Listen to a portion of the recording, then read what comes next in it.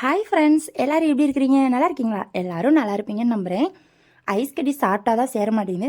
சரி, ஃபேஸ் வாஷாவது பண்ணலான்னு சொல்லி ஃபேஸ் வாஷ் பண்ணிகிட்ருக்கிறேன். நானும் ஒரு சைடு கேமரா செட் பண்ணால் அது ஒரு சைடு போயிடுச்சு. ஏதோ முடிஞ்ச அளவுக்கு கவர் ஆயிடுச்சு.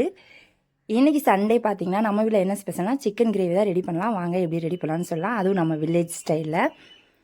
எப்பவும் போல் எண்ணெய், பட்டை, சோம்பு, கிராம்பு எல்லாத்தையும் சேர்த்துருங்க. அதுக்கப்புறம் பார்த்திங்கன்னா ஒரு பெரிய வெங்காயம், 2 பச்சை மிளகா, ஒரு தக்காளி எல்லாம் சேர்த்து நல்லா பொன்னிறமாக வதக்கி எடுத்துக்கோங்க. அதுக்கப்புறம் பார்த்திங்கன்னா இஞ்சி பூண்டு பேஸ்ட்டு. இது வந்து நம்ம கடையில் வாங்கியும் போடலாம், நம்ம வீட்டிலே அரைச்சி கூட போடலாம். நாங்கள் எப்போவுமே வீட்டில் இது பண்ணிடுவோம். இல்லாத பட்சத்தில் கடையில் வாங்கிக்குவோம். நல்லா பொன்னிறமாக நல்லா வதங்கினதுக்கு அப்புறமா நம்ம 1/2 கிலோ சிக்கன் எடுத்துருக்கோம். அதை தான் அதில் வந்து ஆட் பண்ண போகிறோம். பீஸ் கொஞ்சம் பெருசாக தான் இருக்குது. அதில் போட்டு நல்லா வதக்கிட்டோம் அப்படின்னா சின்ன சின்னதாக மாறிடும். இதில் வந்து எந்த மசாலாவும் ஆட் பண்ண போகிறதில்ல, சிக்கன் மசாலா மட்டும்தான் ஆட் பண்ண போகிறோம். சிக்கன் மசாலா வந்து நான் காரத்துக்கு தகுந்த மாதிரி 2 டீஸ்பூன் வந்து ஆட் பண்ணியிருக்கிறேன். தேவையான அளவு உப்பு.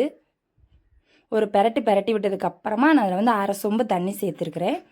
சிக்கன் நல்லா வெந்து வந்துடும். தண்ணி வந்து நல்லா சுண்ட வற்றணும்.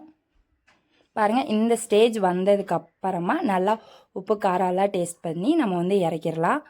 நிஜமாவே சொல்கிறேன், சாப்பாட்டில் வச்சு சாப்பிட்டோம்னா அவ்வளோ டேஸ்ட்டாக இருக்கும். ரொம்ப எல்லாம் பண்ண தேவையில்ல. சிம்பிளான ரெசிபி வந்து நம்ம வீட்டில் ரெடி பண்ணியாச்சு. நீங்களும் மறக்காமல் ட்ரை பண்ணி பார்த்து டேஸ்ட் எப்படி இருந்துச்சுன்னு கமெண்ட் பண்ணுங்கள். ஓகே, பாய்.